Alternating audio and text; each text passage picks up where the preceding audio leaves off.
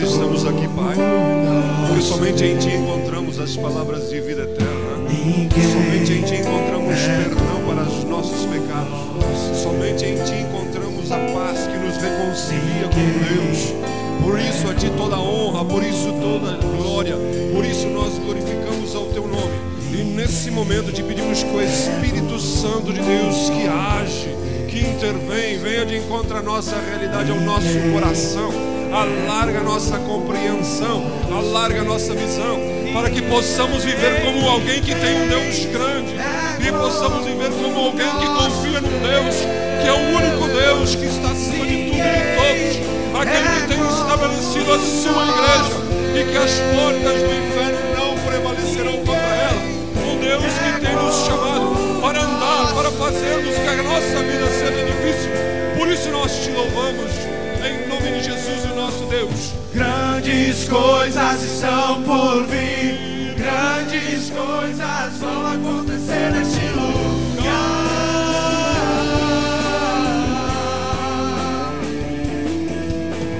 Grandes coisas estão por vir, grandes coisas vão acontecer aqui.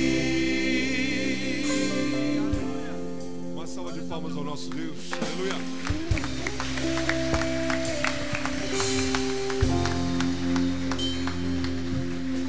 Você pode assentar-se, por gentileza. É uma alegria muito grande estar com vocês, depois de um tempo que a gente não vem até o púlpito, pelo menos. Alguns artistas dizem, encontrei uma senhora ali na saída que diz: o senhor é o pastor? Eu nunca lhe vi pregando. Eu disse: mas é assim mesmo. Graças a Deus que esse mês aí deu para... Mas agora estamos aí de novo. E fico feliz de saber que Deus tem sido misericordioso para conosco. E a sua misericórdia tem se renovado sobre as nossas vidas. Nessa manhã eu gostaria de ler um texto com vocês, que está lá em 1 Reis, capítulo 19, do verso 1 ao verso 18, que trata de uma das passagens mais conhecidas do Velho Testamento, a respeito de um homem chamado Elias, um profeta de Deus, do fogo. O cabra era cabra bom mesmo. E Tiago diz no capítulo 5 do livro de Tiago, capítulo 5, verso 17, o seguinte: Elias era humano como nós. Elias era um homem, era uma pessoa como eu, como você. E Tiago complementa dizendo: ele orou fervorosamente para que não chovesse, e não choveu sobre a terra durante 3 anos e meio. Tiago está nos mostrando que um homem comum, uma mulher comum, uma pessoa como eu e você, quando entendemos e compreendemos o projeto de Deus, era óbvio que Elias não orou para que não chovesse, porque ele disse: não vou querer que chova. Foi o que o David acabou de dizer. Havia uma sintonia entre o coração de Deus e o coração de Elias. Então, quando Elias pediu que não chovesse, era porque Deus tinha, de uma forma ou de outra, influenciado a isso. Mas eu gostaria de ler com vocês no livro de 1 Reis, capítulo 19, do verso 1 ao verso 18, quando nos diz assim: ora, Acabe contou a Jezabel tudo o que Elias tinha feito e como havia matado todos aqueles profetas à espada. Por isso Jezabel mandou um mensageiro a Elias para dizer-lhe: que os deuses me castiguem com todo rigor, se amanhã, a esta hora, eu não fizer com a sua vida o que você fez com eles. E Elias teve medo e fugiu para salvar a vida. Em Berseba de Judá, ele deixou seu servo e entrou no deserto. Caminhando um dia, chegou a um pé de giesta, sentou-se debaixo dele e orou, pedindo a morte. Já tive o bastante, Senhor, tira a minha vida. Não sou melhor do que os meus antepassados. Depois se deitou debaixo da árvore e dormiu. De repente um anjo tocou nele e disse: levante-se e coma. Elias olhou ao redor e ali junto à sua cabeça havia um pão assado sobre brasas quentes e um jarro de água. Ele comeu, bebeu e deitou-se de novo. O anjo do Senhor voltou, tocou nele e disse: levante-se e coma, pois a sua viagem será muito longa. Então ele se levantou, comeu e bebeu, e fortalecido com aquela comida viajou 40 dias e 40 noites até chegar a Horebe, o monte de Deus. Ali ele entrou numa caverna e passou a noite. Ele respondeu: tenho sido muito zeloso pelo Senhor, o Deus dos exércitos. Os israelitas rejeitaram. Eu acho que está faltando um negócio aqui, não está faltando? Então vocês sabem o que está faltando, que eu não tenho aqui, apagou aqui meu negócio. Eu vou voltar aqui, então vocês já sabem. Eu acho que Deus disse para ele: o que fazes aí, Elias, né? Ah, eu estou sabendo, o que fazes aí, Elias? Sumiu aqui, mas não há de ser nada. Ele respondeu: tenho sido muito zeloso pelo Senhor, o Deus dos exércitos. Os israelitas rejeitaram a tua aliança, quebraram os teus altares e mataram os teus profetas à espada. Sou o único que sobrou, e agora também estão procurando matar-me. O Senhor lhe disse: saia e fique no monte na presença do Senhor, pois o Senhor vai passar.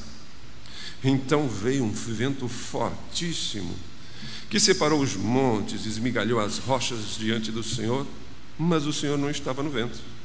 Depois do vento houve um terremoto, mas o Senhor não estava no terremoto. Depois do terremoto houve um fogo, mas o Senhor não estava nele. E depois do fogo houve um murmúrio de uma brisa suave. Quando Elias ouviu, puxou a capa para cobrir o rosto, saiu e ficou à entrada da caverna. E uma voz lhe perguntou: o que você está fazendo aqui, Elias? E ele respondeu: tenho sido muito zeloso pelo Senhor, o Deus dos exércitos. O meu negócio aqui repetiu, né? Os israelitas rejeitaram a tua aliança, quebraram os teus altares e mataram os teus profetas à espada. Sou o único que sobrou e agora também estão procurando matar-me. O Senhor lhe disse: volte pelo caminho por onde veio e vá para o deserto de Damasco. Chegando lá, unja Azael como rei da Síria. Unja também Jeú, filho de Nimsi, como rei de Israel. E unja Eliseu, filho de Safate, de Abel-Meluá, para suceder a você como profeta. Jeú matará todo aquele que escapar da espada de Azael, e Eliseu matará todo aquele que escapar da espada de Jeú. No entanto, fiz sobrar 7.000 em Israel, todos aqueles cujos joelhos não se inclinaram diante de Baal, e todos aqueles cuja boca não o beijaram. Elias surgiu na história de uma hora para outra. Acabe era um rei muito perverso, casou com uma mulher, e uma mulher exerceu a influência, fez a cabeça dele. E essa mulher, Jezabel, é conhecida na Bíblia. Tu nunca viu um crente botar o nome da filha de Jezabel? Ô Jezabel, vem cá. Não tem, porque Jezabel era terrível. Jezabel é sinônimo de capetinha em forma de mulher. E essa mulher Jezabel fez a cabeça de Acabe, e Acabe perverteu totalmente todo o culto em Israel. Então era um caos total. E a Bíblia, de uma hora para outra, disse que apareceu um cabra bem exótico, um cabra assim bem esquisito, e chegou diante do rei, botou o dedo no nariz do rei e disse: você está pisando na bola, você está fazendo as coisas erradas, Deus não está nesse negócio. E fique sabendo que se você não tomar jeito, não vai chover em Israel, enquanto eu não orar de novo. E se você não tomar jeito, eu não vou orar de novo. E durante 3 anos e meio não choveu. Acabe e Jezabel ficaram loucas com Elias, mas não se converteram, continuaram cultuando a Baal. Baal era um deus filisteu, e era um deus da prosperidade, da fertilidade. Existia uma série de mandingas e coisas erradas todas, mas tinha pervertido a nação de Israel. Um pouco antes desse fato que acabamos de ler, Elias desafiou então todos os profetas de Israel, de Baal. Os convidou a estar no Monte Horebe e disse: vamos fazer um negócio. Se Baal é Deus, ele vai vencer o desafio. Agora, se o Senhor é Deus, ele vai vencer o desafio, e o povo que vai assistir vai decidir. E fizeram então uma maratona, 450 pessoas. Vocês imaginam, aqui nós não temos 450 pessoas, estamos aqui com 200 e poucas pessoas. Vamos dizer que o dobro do que está aqui hoje contra apenas um profeta de Deus. E foram então, e o desafio era que o Deus que respondesse com fogo seria verdadeiramente Deus. E Elias disse: como vocês são bastante, eu vou deixar vocês primeiro. Então vocês fazem o trabalho de vocês e orem ao Deus de Baal de vocês, e eu vou esperar. E o povo tudo assistindo. Você imagina se num Grenal, esses dias fizeram um Grenal aí, torcida mista, e estava todo mundo naquela expectativa, porque num Grenal, quando existe uma polarização, uma dicotomia entre os azuis e os vermelhos, existe aquele clima. Agora o povo todo estava diante de 450 atletas de Baal e apenas um atleta do time de Deus. O povo estava dizendo: vamos ver o que vai dar. Alguns diziam assim: ixi, vai perder de lavada. Outros diziam: não, eu acredito. Alguns estavam ali. Mas o tempo começou a passar e diz a Bíblia que quando chegou perto do meio-dia, nada de nada. Os caras de Baal já estavam roucos de tanto gritar, de tanto fazer mandinga. Alguns começaram a se lancerar, cortar os seus corpos, o corpo para que caísse sangue. E Eliseu, Elias, como era um homem de Deus, começou a ironizar. Sentado debaixo de uma árvore, tomando um suco de tamarindo, ou então uma água de coco, ele gritava de lá: ô pessoal, grite mais alto, talvez Baal está dormindo uma sonequinha depois do meio-dia, não está ouvindo. E os caras gritavam mais alto. Daqui a pouco ele até disse: de repente ele deu uma saidinha, de repente ele teve algum compromisso. Esse era o clima de Elias. Elias era um cara que diante de 450 profetas estava tranquilo, seguro, porque ele tinha vida com Deus. E diz o texto que quando os caras não conseguiram, ele está: então agora vocês vão sentar, deixa comigo. Mandou buscar alguns potes com água, derramou sobre o holocausto, sobre o altar, de forma que aquilo ficou totalmente encharcado. Era impossível de que o fogo surgisse espontaneamente. E ele só olhou para cima e disse: Senhor, está na hora, responde com fogo. E o fogo caiu e consumiu. Nessa hora, você imagina quando o Internacional faz um gol aí no Grêmio e o povo todo... Nessa hora Elias assim subiu, porque o povo todo começou a gritar e dizer: só o Senhor a Deus. Elias aproveitou a deixa, pegou uma espada não sei de onde, foi lá e junto com os cabras matou os 450 profetas de Baal. Claro que ele não matou sozinho, o povo se animou, invadiu, saiu das arquibancadas, pulou no meio do campo e acabou com o time de Baal. E foi diante do rei, porque o rei estava assistindo o negócio, e disse ao rei: é o seguinte, eu vou orar agora e vai vir chuva. E o rei ficou ali esperando. Ele foi, dobrou-se diante de Deus, orou e mandou o seu servo ver se estava vindo alguma coisa. E o servo olhou: não tem nada. Ele fez a oração de novo, mandou o servo. Daqui a pouco o servo disse para ele: olha, tem uma nuvenzinha do tamanho da mão de um homem, mas está lá longe, vindo do lado do mar. Elias disse: manda o rei correr, porque vai vir uma chuva que nem essa que deu agora na quarta-feira aqui em Canoas. Vai acabar tudo. E o rei acreditou em Elias. Depois nessa, se Elias dissesse que o céu era vermelho, todo mundo ia acreditar, porque viram fogo, estava todo mundo. E Elias pegou e saiu, porque começou a chover. E diz a Bíblia que a presença de Deus foi tão grande, Elias estava tão assim para cima, que Acabe estava correndo com o seu cavalo, com a sua biga, e Elias passou correndo, levantou, fez que nem a minha nora ontem. A minha nora ontem se formou, e ela é muito baixinha, né? E ela botou uma toga que era muito comprida, então na hora de subir no palco lá, parecia uma piada. Ela levantou assim, então subiu a formatura segurando a toga para não cair. Elias, diz a Bíblia, que levantou o vestido dele e correu mais do que os cavalos, chegou primeiro. E a gente acha que ele correu daquele na esquina. Ele correu 38 quilômetros daqui a Novo Hamburgo. Gente, tudo isso eu estou dizendo para vocês verem que ele estava assim, ó. Mas agora, isso foi no versículo anterior, até o capítulo 18, estava esse cara com a bola toda. Agora entra no capítulo 19. Acabe chegou em casa depois de ter corrido, depois da chuva, e chega para a esposa, a bendita esposa, e diz assim: meu bem, tu não sabe o que aconteceu. E ele contou tudo à sua esposa, e disse que nem a gente vê nos desenhos da Disney, né? A bruxa má fica com aquele olhar, e ela disse: esse cabra me paga. Só que ela também não era besta, ela sabia que ela não podia fazer nada contra Elias, então ela mandou um mensageiro. Por que ela não mandou um assassino? Por que ela não mandou um exército? Porque ela também estava com medo, mas ela mandou um mensageiro, um guri de recado. E um guri de recado chega lá e diz para Elias: ó Elias, eu tenho um recadinho para ti. E vem lá de Acabe. Talvez na hora Elias disse: oh, se converteu, aleluia. Antes de abrir a carta ela disse: agora essa mulher tem que acreditar em mim, agora essa mulher vai ter que acreditar que o Deus dela não é de nada. E quando ele abre o bilhete diz assim: amanhã, nessa hora, eu vou passar você no fio da espada, como você fez com os 450 profetas de Baal. E o texto diz que de uma hora para outra Elias teve medo e fugiu. Elias era homem como nós. Gente, a grande verdade é que eu e você vivemos a nossa vida e quase sempre eu e você temos esses altos e baixos.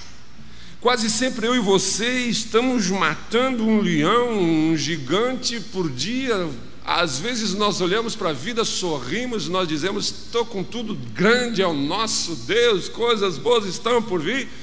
Mas de uma hora para outra nós estamos lá embaixo, não estamos nem a fim de levantar a cabeça, estamos nem a fim de falar com Deus, nós estamos a fim de entrar na caverna e dizer: me esquece, desiste de mim. A nossa vida muitas vezes é levada por situações de altos e baixos. Por isso esse episódio na vida de Elias nos mostra a nossa maneira, a nossa tendência de sermos levados a ficarmos desanimados, cansados, estressados. Mas graças a Deus que esse episódio na vida de Elias também nos mostra como Deus nos livra, não nos deixa eu e você ficarmos nessa situação. Mas para que isso aconteça, nós precisamos deixar que Deus renove.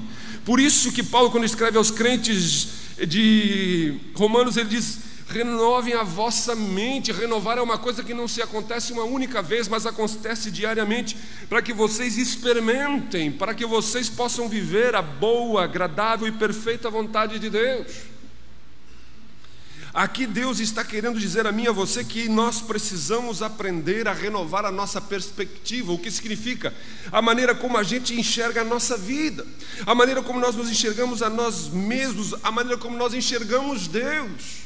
Porque tudo está relacionado à maneira como eu me vejo diante do Deus.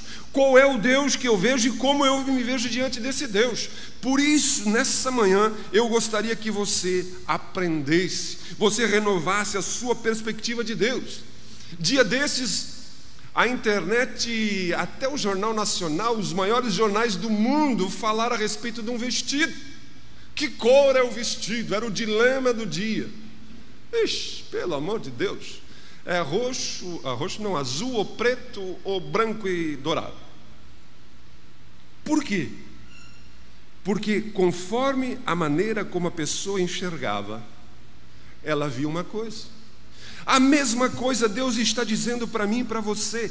Dependendo da maneira como você percebe a sua vida, como você percebe a si mesmo, como você percebe a Deus, como você percebe as coisas que realmente têm significado, é o estado do seu espírito, da sua alma. Por isso eu gostaria de nessa manhã com vocês aprendermos algumas coisas em relação a essa situação na vida de Elias. Primeiro, o que levou Elias da vitória ao desânimo, o que levou um homem da euforia da vitória a fugir com medo e se esconder num deserto dentro de uma caverna.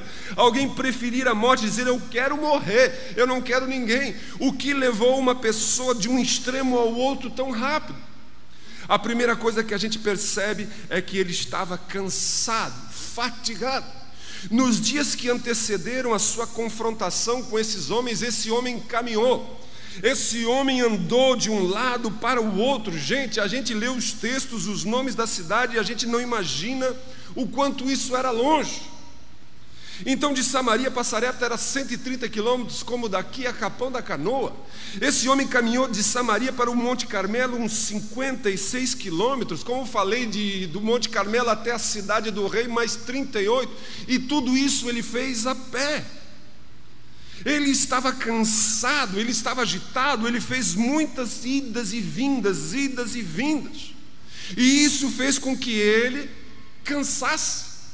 A realidade é que muitas vezes hoje nós estamos debaixo de um estresse, de uma canseira, estamos desanimados porque estamos mantendo um ritmo muito frenético.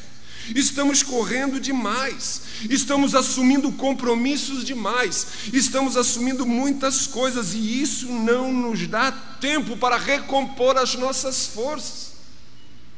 Então, muitas vezes, a solução para a nossa vida é aprender a dizer não para algumas coisas, é aprender a dizer não para alguns compromissos. É preciso você ter tempo para recompor as suas energias, você ter tempo para descansar.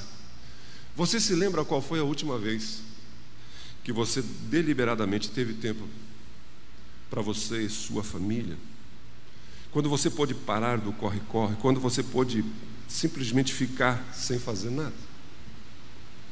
Elias estava cansado, fatigado, e isso levou ao desânimo. Mas não apenas isso.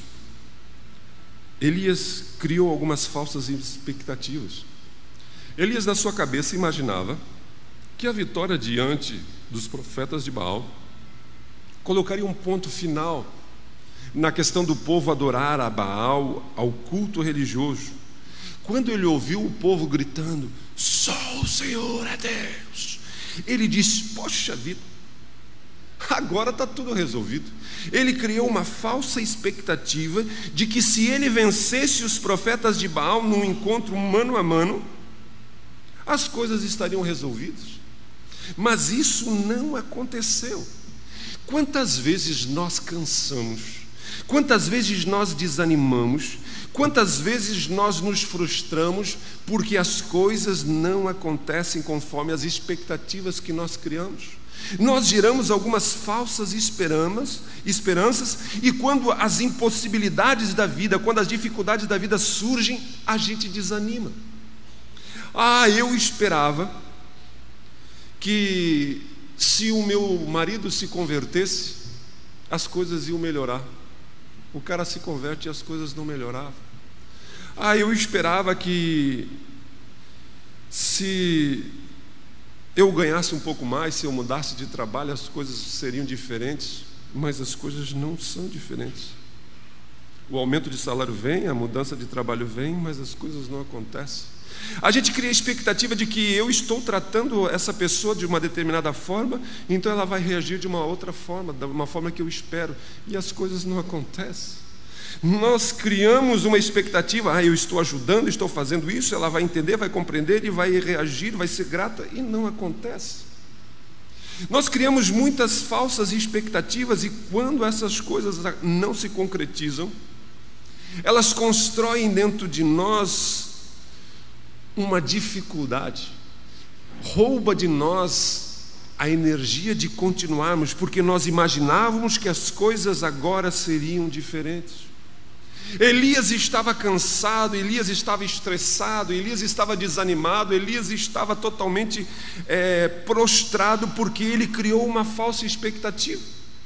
Quantas vezes nós estamos criando falsas expectativas em relação às circunstâncias da nossa vida, e por elas não se concretizarem, a gente se frustra.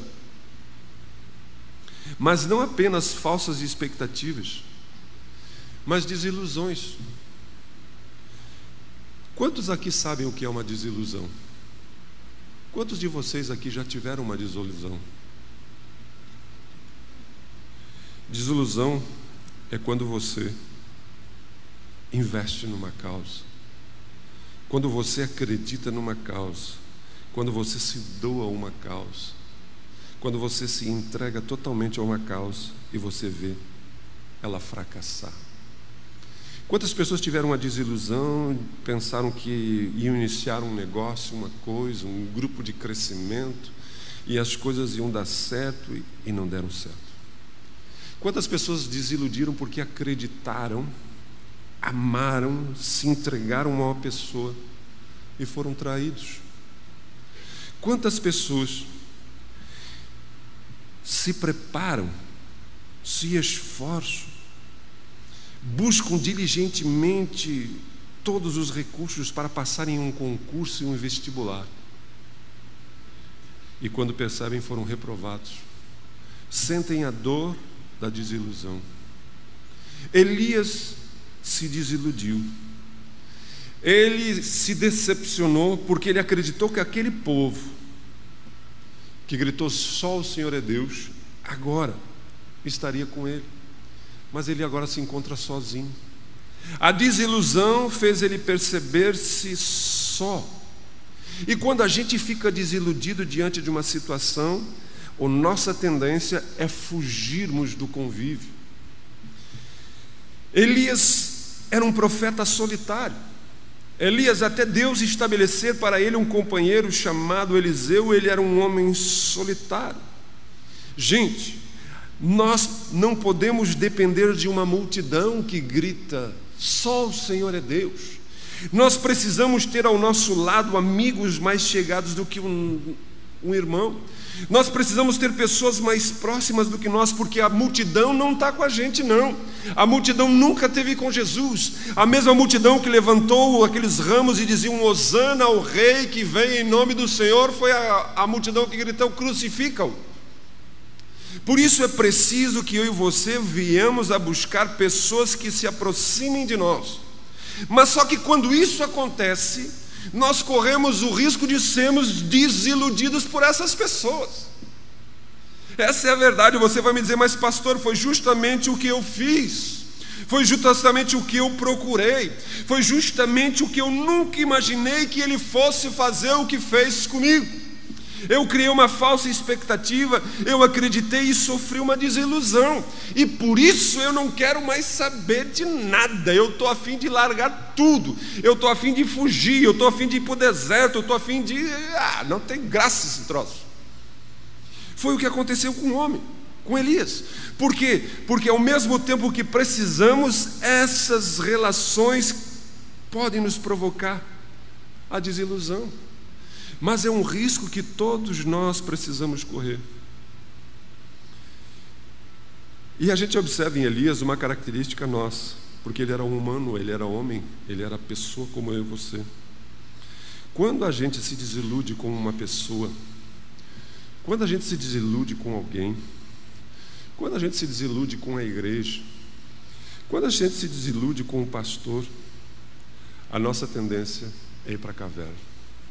Por isso eu digo a você nessa manhã, não vá para a caverna, não se refugie na caverna.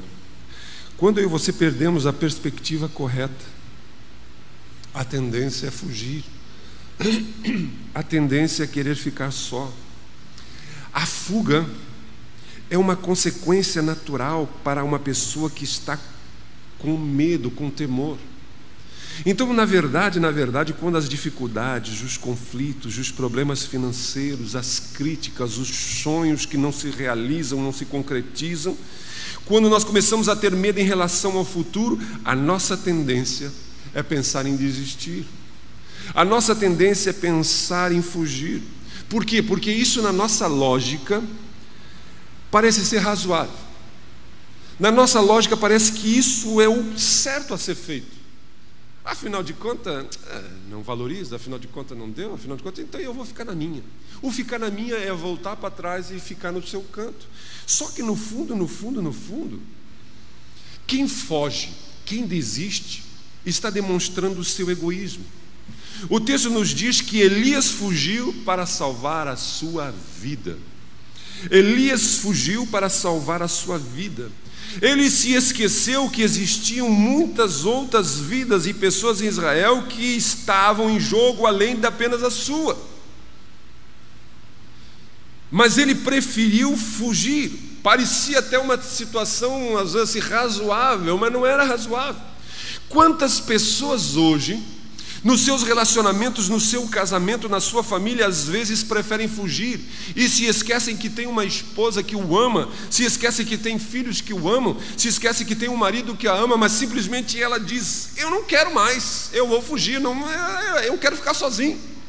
Essa semana encontrei uma pessoa que fazia tempo que eu não falava com ela, mas muito tempo mesmo. E daí eu vi ela lá e perguntei, fulano, como é que está, tudo bem? E como é que está o teu marido, o João? Ela deu um sorrisinho amarelo. Quando ela deu um sorrisinho amarelo, eu disse, tem coisa que eu não estou sabendo. Daí ela disse, o senhor não sabe? Eu disse, não, o João já faz 1 ano e pouco que saiu de casa. Eu disse, tá, mas o que deu com o João? Um dia ele chegou em casa e disse assim, eu não quero mais. Daí deixou a esposa, deixou os filhos e simplesmente disse, não quero mais. Desistiu, fugiu. É o mais fácil. Mas na verdade ele estava querendo viver, fugir e salvar a sua vida. Gente, quando você desiste, você está tomando o caminho mais fácil. A coisa mais fácil é chegar e dizer, David, eu não quero mais ser líder de grupo de crescimento, eu não quero mais ser crente, eu não quero mais esse casamento, eu não quero mais esse ministério, eu não quero mais essa vida, eu quero é fugir. É o muito mais fácil. Mas a pessoa que faz isso está esquecendo tudo aquilo que Deus já fez por ela, e também das pessoas que ao redor dela estão lhe amando, lhe apoiando e precisam indiretamente dela. Mas quando eu e você somos levados por essa perspectiva equivocada, fizemos o que Elias fez. Nos desiludimos e fugimos. E ele não só se desiludiu, mas ele começou a dizer assim, eu não sou maior do que ninguém. Ele começou a se comparar com outras pessoas. Gente, a comparação é uma coisa terrível. Quando você começa a querer perceber a sua vida, a sua situação, comparando com a situação de outras pessoas, provavelmente você vai ser levado a desanimar, a cansar, a entregar os pontos. Muitas pessoas estão caindo em depressão, muitas pessoas estão caindo em desânimo, muitas pessoas estão desiludindo, indo para a caverna, porque simplesmente deixaram de se alegrar com aquilo que Deus deu a eles, e se frustram porque não tem aquilo que os outros têm. Elias agora estava dizendo, Deus, eu não sou melhor do que os meus pais, e se meus pais foi assim, a grande verdade é essa, por que com os meus pais foi um tratamento e comigo é outro? A comparação levou a ter um desequilíbrio da vontade e da percepção de Deus na sua vida, e isso fez com que ele não enxergasse a si mesmo no contexto de Deus. Portanto, eu digo a você, não se deixe levar pela tendência, pela tentação de querer comparar a sua situação com de outras pessoas, porque senão você vai ser tentado a fugir, a desanimar. Ali estava aquele homem, Elias, cansado, fatigado, sofrendo com as suas falsas expectativas, desiludido, decidiu fugir. E quando ele foge, ele diz, eu não sou melhor, por que eu tenho que fazer? Por que estão exigindo de mim? Por que eu tenho que continuar? Por que isso? Por que aquilo? Se o outro assim, se o outro assado. Mas observem como Deus tratou a Elias. Primeira coisa, nós percebemos que Deus o deixou descansar. Você nota que Elias fugiu, e em determinado lugar deixou o seu servo e foi para o deserto e começou a caminhar. Chegou num lugar e parou, dormiu. Deus mandou um anjo, o anjo foi lá, cutucou ele e disse, tia, levanta, tem comida aí para ti, come. Ele levantou, comeu, bebeu e deitou de novo e dormiu. Por que ele dormiu? Porque ele estava cansado. Gente, eu tenho 53 anos, estou em boa forma, mas se eu correr 38 quilômetros, eu vou ter que descansar um pouco. Jesus, eu acho que se eu correr 500 metros, eu bato as botas. A grande verdade é que ele estava cansado. Por que aquele anjo de Deus, em vez de levar comida, não foi lá e tia, levanta daí, vai criar vergonha nessa tua cara, o que tu está pensando? E vem o terremoto, vem o furacão. Por que Deus não fez imediatamente o que fez 40 e poucos dias depois? Por que Deus levou 40 e poucos dias para fazer o que nós lemos ali naquele capítulo? Porque Deus queria que esse cabra descansasse. Gente, nem Deus faz milagre na sua vida se você estiver no culto assim, ó, dormindo. Paulo, que é um homem de Deus, pregou um sermão tão comprido que um cabra dormiu na janela e caiu para fora e morreu. É isso que eu digo para o David. Se Paulo conseguiu ser chato, o David tem que se conformar. Pegar o pé dele agora, porque disseram que nas minhas férias diz que tinha mais gente nos cultos que quando eu estava aqui. Eu disse, A gente deixa esses caras um mês pregando, aí já estão se achando, né? Mas, gente, o que eu quero dizer para vocês, que Deus está dizendo para mim e para você, que Deus quer que você tenha uma vida física equilibrada. Por que Deus nos cura? Porque até existem momentos que Deus precisa nos curar, porque senão o nosso espírito vai definhar. Talvez você precisa entender que o cansaço, a fome, talvez a falta de exercício. Você, mulher que está na TPM, talvez você vai ter que tomar uma reposição hormonal, porque você fica assim que o seu marido não aguenta, os seus filhos não aguentam, e você não vê mais graça em nada, você não tem mais ânimo para nada, e você, nem Deus lhe aguenta, Deus está lhe dizendo assim, toma um negócio aí, tia. Então nós precisamos entender que somos uma unidade, corpo e espírito. Deus não tratou com esse homem no primeiro dia, porque esse homem precisava descansar. Esse homem precisava se alimentar. As condições do nosso corpo físico afetam diretamente o nosso espírito, porque o nosso espírito não vai ter forças para reagir. Então muitas pessoas estão enfrentando crises porque elas não estão parando, elas não estão cuidando do seu corpo, estão correndo de um lado para o outro. Por isso eu digo a você, repense a sua vida. Mas isso é... A Bíblia diz, se você ler lá em Marcos capítulo 6, quando Jesus separa os discípulos em duplas e envia os 70, Jesus disse, eu quero que vocês saiam por aí, eu quero que vocês entrem nas casas, preguem, curem os enfermos, falem, e eles vão. E eles voltam radiantes, felizes, e dizem, Jesus, tu não sabe que bênção que foi a nossa iniciativa missionária.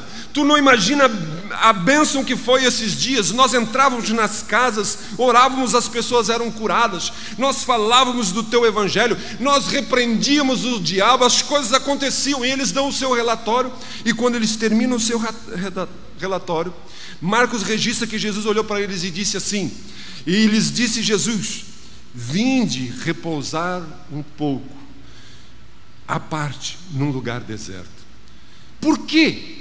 Porque Jesus sabe que quando você está cansado, você não deve entrar numa batalha espiritual. Então muitas vezes nós estamos correndo, nós não estamos cuidando da nossa saúde física, e isso abala o nosso espírito. E daí nós começamos a achar que o culto não está legal, a igreja não está legal, a minha esposa não está legal, os meus filhos não estão legal, o trabalho não está legal, e não tem nada legal. E quem não está legal é você. Então Deus deixou esse homem descansar. E não só descansar, mas Deus o deixou ficar sozinho. Embora esse homem estivesse fugindo, embora Elias estivesse fugindo do lugar onde Deus queria que ele estivesse. Isso é tão tremendo, gente. Assim eu digo, tomara a Deus que Deus consiga fazer com que vocês entendam. Deus nunca quis que esse homem fosse para a caverna. Mas apesar disso, Deus permitiu que ele fosse para a caverna. Mas como isso parece um paradoxo, parece uma coisa contraditória. Deus nunca quis Elias na caverna. Mas mesmo assim ele, na sua graça, na sua soberania, permitiu que esse homem fosse para a caverna. Porque lá na caverna ficou só ele e Deus, cara a cara. Tem gente que às vezes Deus não queria que levasse um laço, mas Deus disse, é o único jeito de ficar cara a cara com ele. É o único jeito desse cara poder olhar para mim, porque quando tem mais de um, ele não olha para mim. Quando tem mais de um, ele não me escuta. Deus usou essa oportunidade para trabalhar na vida daquele homem. E como Deus fez isso? Deus ensinou Elias a reconhecê-lo. Deus ensinou Elias a perceber uma coisa que eu espero que você perceba nessa manhã, se ainda não percebeu. Elias vem de uma manifestação de fogo, de glória, de reteté, de aleluia, glória a Deus, lá. Não tinha quem não dissesse que Deus estava naquele negócio, porque vi fogo cair do céu, tchê, e fez chua. E agora ele está ali, e Deus vem, diz: sai dessa caverna, tchê. E vem um vento, e o vento derruba, quebra, esfacela, e Deus não está no vento. E vem um terremoto, e as estruturas são abaladas, as rochas se fendem, e blá blá blá, e Deus não está no vento, no terremoto. Vem um fogo, que há pouco Deus se manifestou no fogo, e não vem, Deus não está no fogo. Gente, certamente Deus pode se manifestar com fogo. Certamente Deus pode se manifestar na tempestade, no terremoto, no fogo, no reteté. Mas Ele não age exclusivamente assim. A vida de um cristão, a vida de um homem de Deus, precisa crescer. O Wiltimar pregou agora na quinta-feira. A gente precisa deixar as coisas de menino. Quando os meus filhos eram pequenos, eu era o super-herói deles. Eu podia todas as coisas. Inclusive eu brincava de aviãozinho com as minhas filhas, com os meus filhos, e eu levantava eles no alto. Eu era o super-herói deles, eu olhava para eles e eles me admiravam. Hoje eles sabem, hoje até o meu filho quer ganhar de mim na queda de braço. Não me respeita mais. Por isso que eu não jogo queda de braço com ele mais. Eu só lembro aquela que eu ganhei. Hoje eles me veem de uma forma diferente. Hoje eles me enxergam de uma voz diferente, mas eu continuo sendo o pai deles. Eu não preciso mais colocá-los em cima da minha perna e fazer aviãozinho com eles. Eu não preciso ser mais o cara que corra, porque hoje eles aprenderam a me reconhecer, me admirar como pai. Existem muitos crentes que, como Elias, têm uma perspectiva distorcida. E digo a vocês, eles vêm em uma reunião como essa, e se não tiver um reteté, e se não tiver um fogo caindo, alguém, me perdoe a palavra, se cuspindo todo, gritando aqui na frente, eles não conseguem perceber Deus. Eles não conseguem se alimentar de Deus. Eles não conseguem ser renovados na força de Deus. Eles não conseguem ser restaurados na força de Deus. É preciso que você aprenda a ouvir a voz suave de Deus no silêncio da sua alma, no silêncio do seu coração. Você precisa observar o amor, o cuidado com você nos pequenos detalhes da providência de Deus operando na sua vida, na sua volta, o cuidado do Senhor. Você precisa deixar de ser menino, de ser infantil, de querer exigir coisas estupendas, sobrenaturais para um Deus que já se revelou totalmente para você. É isso que Deus estava querendo ensinar Elias. Elias precisava aprender a reconhecê-lo, a experimentar na sua vida não aquele Deus do Monte Horebe de fogo, mas um Deus que cuidava da sua vida quando ele estava com medo de uma mulher. E como Deus fez isso? Deus olhou e disse para ele: Elias, você está fugindo, você está achando que não tem nada, mas Deus veio e o colocou de novo no trabalho. Talvez Elias estivesse pensando: é o fim da minha carreira, eu acho que não tem mais nada para mim, eu fiz o máximo que eu pude fazer, eu fiz fogo cair do céu e essa gente não se converte, eu fiz isso, eu tentei aquilo, eu me escabelei e não adiantou nada. Então eu acho que está na hora de vir outro mês, eu acho que não é mais comigo. Se Deus desistisse dos seus servos, se Deus desistisse das suas servas quando eles falham, Ele não poderia usar de nenhum de nós que aqui estamos, porque todos nós falhamos, todos nós somos limitados. Mas Deus conhece essa limitação, e apesar dessa limitação, Paulo dizia: quando eu estou fraco, daí que eu sou forte em Deus. Elias não percebeu isso, por isso Deus estava dizendo a Elias: Elias, eu não preciso de você no sentido de que eu não posso fazer o que eu quero, mas eu quero dizer que eu quero contar com você. E Deus vem a ele e lhe deu um novo recomeço, e lhe deu uma nova atribuição. E existe um outro lado disso que eu gostaria que você pensasse assim: A maior fonte de depressão, a maior fonte de desânimo emocional, a maior fonte de vontade de fugir é quando você está ocioso demais. É quando você não tem nada para fazer. Quem não tem nada para fazer acaba fazendo bobagem. Quem não tem nada para se enfocar, quem não tem nada para se dar a outras pessoas, quem não se envolve com outras pessoas, acaba olhando só para o seu umbigo e começa a ficar deprimido, cansado, desanimado. Quem está envolvido, quem está se doando, quem está num trabalho, quem está numa missão, num propósito, quase sempre não tem tempo para estar pecando, não tem tempo para estar fofocando, para desanimar, para se fugir, pelo contrário. A cada dia mais ele se doa, se entrega. E por isso que Deus disse a Elias: Elias, eu quero que você volte pelo caminho que você veio. E qual era o caminho que ele tinha chegado ali? Um caminho de ter sido um instrumento de Deus. Vocês se lembram que quando Deus mandou ele até Sarepta para que ele fizesse o milagre da multiplicação da comida para aquela viúva? Se Elias não tivesse sido um instrumento de Deus, aquela viúva e o seu filho teriam morrido. Então Deus está dizendo: Deus quer trabalhar através de você. Deus lhe deu essa incumbência de voltar à ação.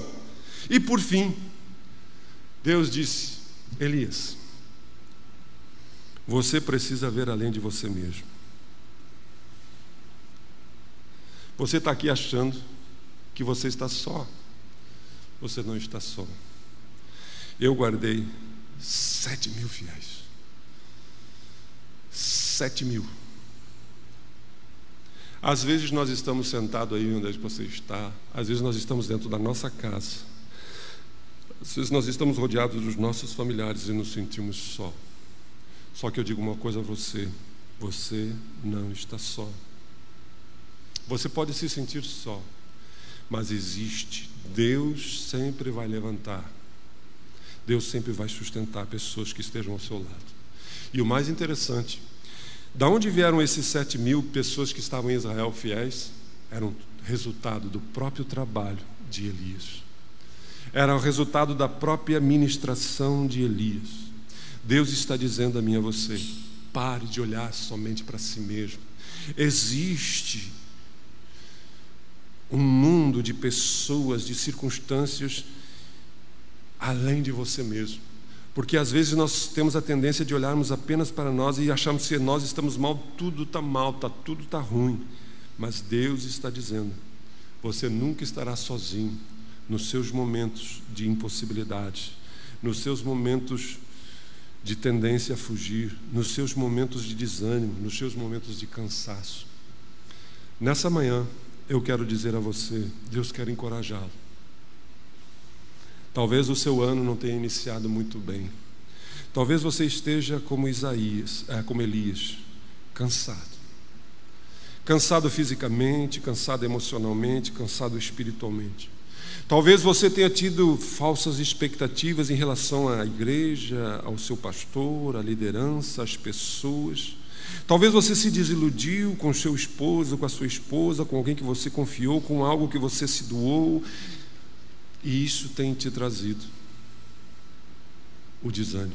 Mas Deus desta manhã quer tratar a sua vida. Vamos orar?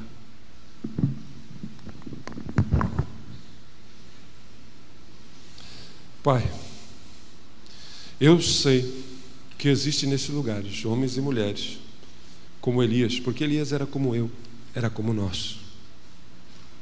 Talvez existem alguns aqui, Pai, que estejam cansados. Talvez existem pessoas aqui, Pai, que estão fatigados, porque talvez elas tenham se esforçado tanto, corrido tanto para manter o seu casamento, manter a sua família, manter a sua vida profissional, para manter a sua vida ministerial. Talvez alguém aqui, Pai, tinham algumas expectativas em relação aos seus filhos.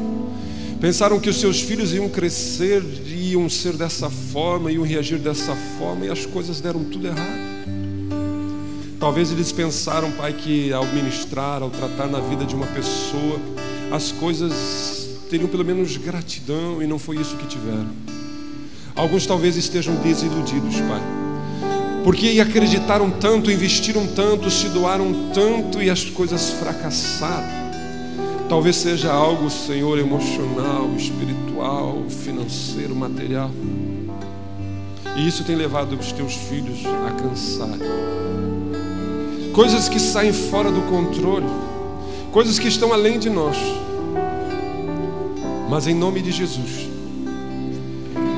assim como Elias acabou se comparando a outras pessoas e isso levou-a cada vez mais ao fundo da caverna, cessa agora no coração do teu filho e da tua filha essa disposição, e que ele possa se deixar ser encorajado por Deus, porque o Senhor é aquele que renova as nossas forças daqueles que estão cansados, que não têm mais nenhum vigor. Deus é aquele que quer se revelar a nós na solidão, na individualidade. Tu nunca nos abandona. O salmista seguia a dizer: aonde eu irei? Se subir às alturas, lá tu estás. Se descer às profundezas do abismo, lá tua presença se faz.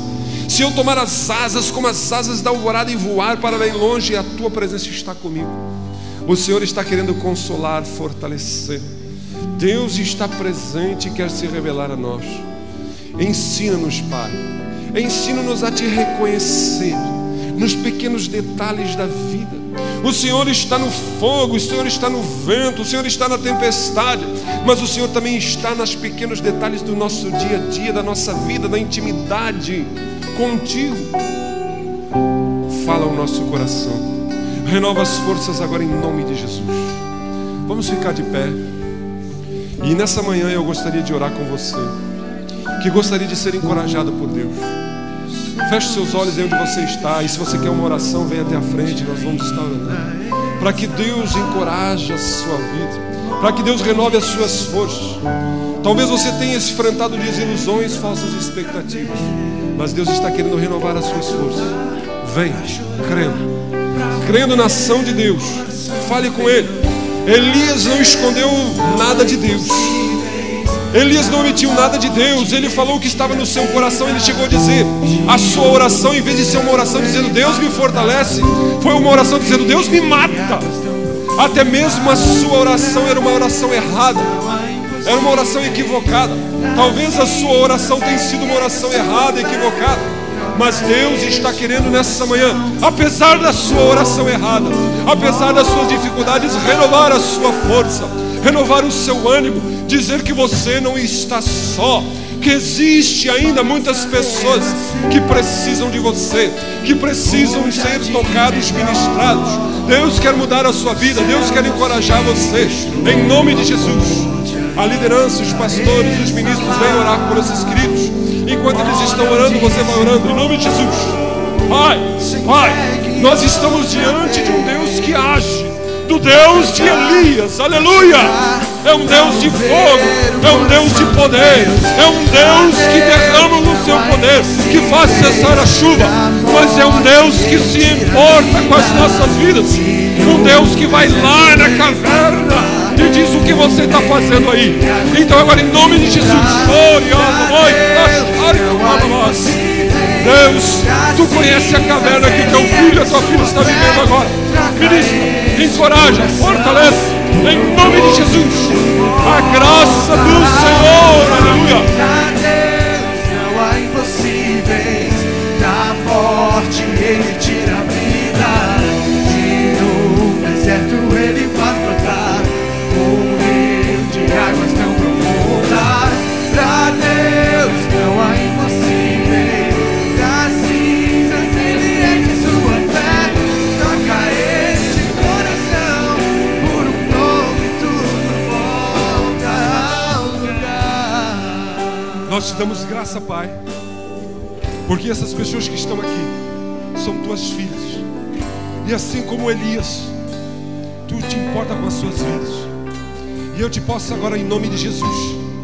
Eles não precisam sentir nada, não precisam tremer, não precisam sentir um arrepio, mas o Espírito Santo de Deus agora no seu coração vai trazer a paz que excede todo o entendimento. Que eles tenham agora a perspectiva de Deus, que o nosso Deus é um Deus grande, um Deus tremendo, um Deus poderoso, um Deus pessoal que cuida de nós. E que eles tenham uma perspectiva correta em relação a eles mesmos, que eles são homens e mulheres de Deus, filhos de Deus, amigos de Deus. Que que eles possam perceber agora, que eles possam dar tempo para descansar, que eles possam ter tempo para estar contigo. Renova, Pai, renova as forças em nome de Jesus, aleluia.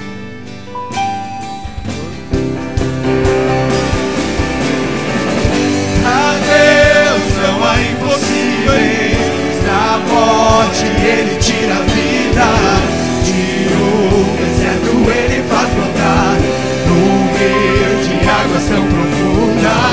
Pra Deus não há impossíveis, das cinzas Ele ergue sua fé, troca este coração por um novo e tudo volta ao lugar.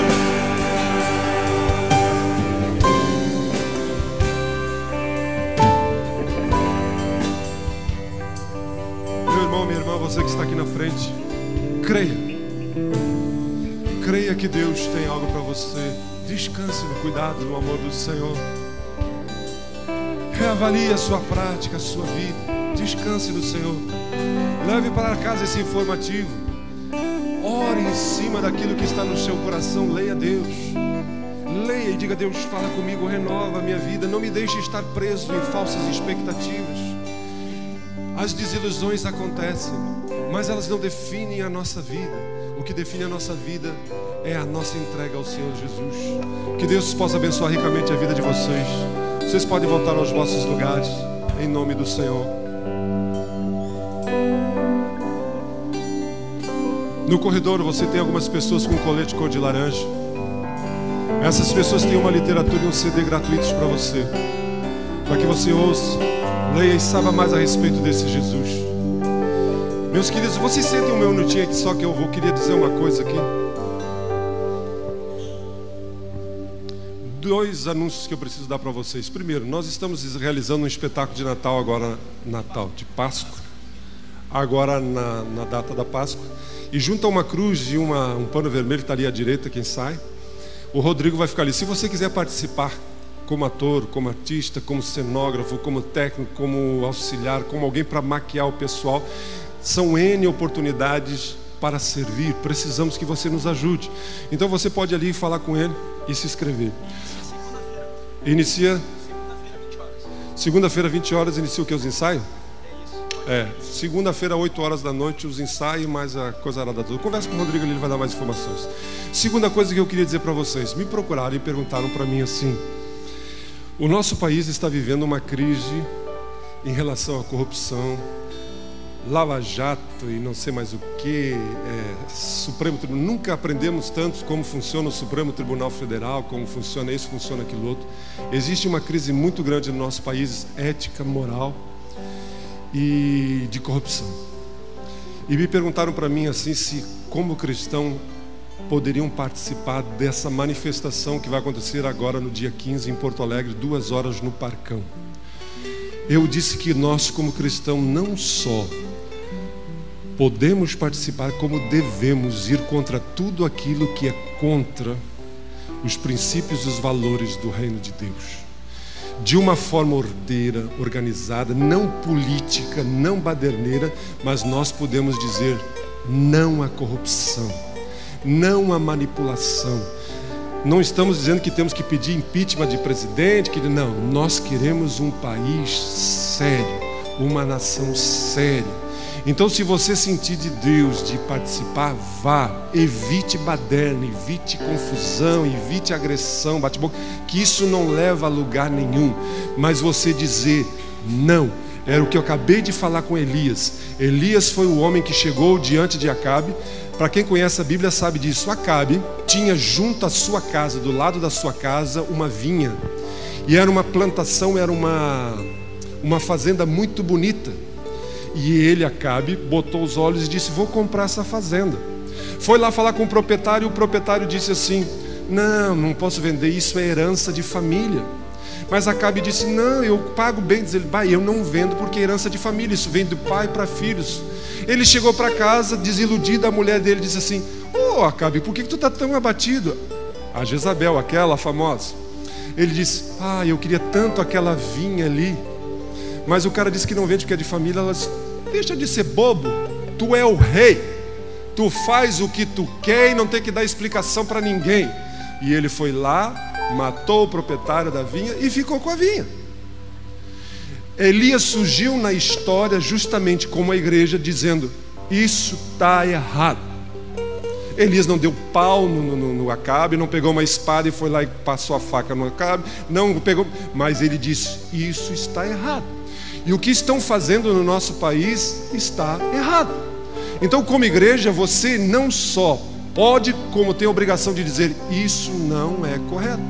Então, se você quiser participar, participe, mas não se esqueça que você, estando lá onde estiver, você é um servo de Cristo.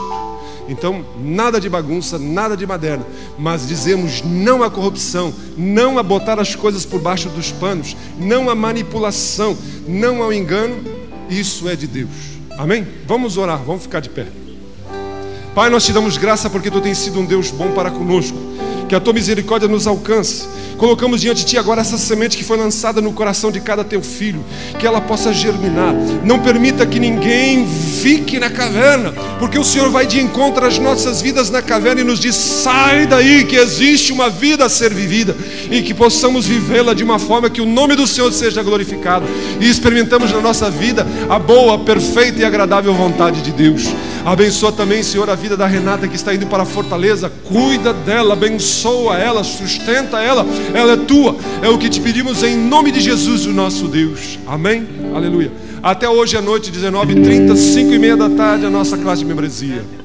Mas eu sei quem tem